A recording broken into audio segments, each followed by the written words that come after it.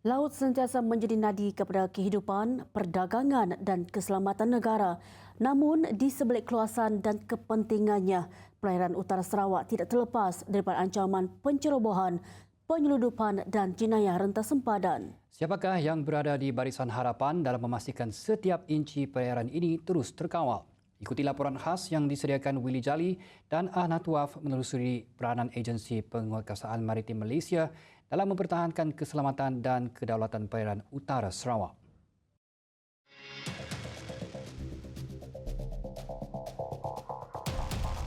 Mengawal ribuan kilometer persegi perairan bukanlah tugas mudah. Namun, itulah amanah yang dipikul Agensi Penguatkuasaan Maritim Malaysia APMM menerusi Maritim Zon Bintulu yang turut meliputi kawasan operasi di utara Sarawak. APMM menjadi agensi utama dalam menguatkuasakan undang-undang di laut demi mempertahankan keselamatan dan kedaulatan negara. Menurut Pengarah Maritim Zon Bintulu, Kapten Maritim Muhammad Sufian Eldin Abdullah, peranan itu menjadikan APMM sebagai barisan hadapan dalam melindungi kepentingan negara di laut. Tugas utama kita adalah berdasarkan Seksyen 7/3 iaitu dalam zon maritim Malaysia kuasa semua undang-undang persekutuan. Semua undang-undang persekutuan ini termasuklah undang-undang immigration, custom, perikanan dan lain-lain. As long as dia berada dalam zon maritim Malaysia dan akta persekutuan, diberi kuasa untuk menguatkuasa semua undang-undang tersebut. Selepas lebih 2 dekad beroperasi, kehadiran APMM nyata memberi impak positif terhadap keselamatan perairan negara. Jelasnya walaupun ancaman masih berlaku, rondaan berterusan berjaya menghadkan pergerakan vessel asing daripada memasuki perairan negara secara bebas seperti suatu ketika dahulu. Tren jenayah itu semakin menurun. Ini adalah berdasarkan statistik yang kita simpan. Contoh seperti pencerobohan bot nelayan asing daripada China dengan Vietnam. Kalau kita lihat berbanding tren dahulu, bot nelayan Cina di perairan Sarawak sangat banyak. Tahun-tahun macam especially tahun 2018-2019, kawasan perairan kita penuh dengan bot nelayan Cina. Berbanding sekarang, tiada lagi bot nelayan Cina. Menjadi anggota maritim bukan sekadar menguatkuasa undang-undang. Mereka juga perlu bersedia menghadapi kecemasan termasuk mencari dan menyelamat SAR yang sering melibatkan nyawa manusia.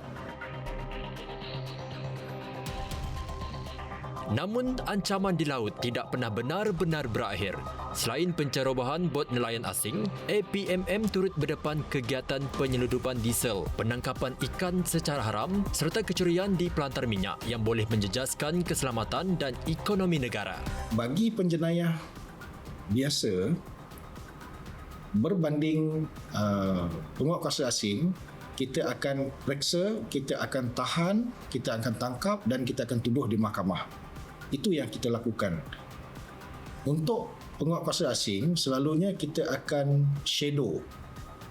Kita akan, dalam bahasa lainnya, kita akan memberi kata cabar, kita beri peringatan kepada pihak penguatkuasa asing bahawa mereka ini menceroboh dalam perairan zon maritim Malaysia.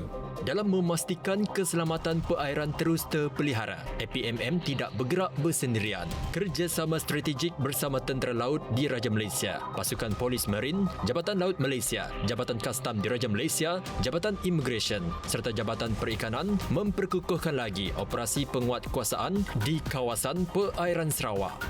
Bukan hanya operasi kita sendiri, tapi kita melakukan operasi bersepadu bersama pasukan-pasukan sahabat seperti Polis Marin, Jabatan Laut, Perikanan, Kastam dan Immigration. Termasuk juga daripada Jabatan Tenaga Kerja. Untuk operasi persendirian, kita sehingga kini kita melakukan operasi optiris, iaitu mencegah penyeludupan minyak diesel dan petrol. Lain-lain operasi kita jalankan mengikut waktu-waktu tertentu bersama pasukan-pasukan sahabat. Namun di sebalik kejayaan membantras pelbagai ancaman itu, anggota MPMM masih berdepan pelbagai cabaran yang menguji keupayaan aset, ketahanan fizikal dan kesiapsiagaan mereka setiap hari. Nantikan siri kedua laporan khas yang menyingkap cabaran sebenar di sebalik tugas anggota Agensi Penguatkuasaan Maritim Malaysia di perairan utara Sarawak. Willy Jali untuk TVS. Sekian utama TVS malam ini. Tonton siaran langsung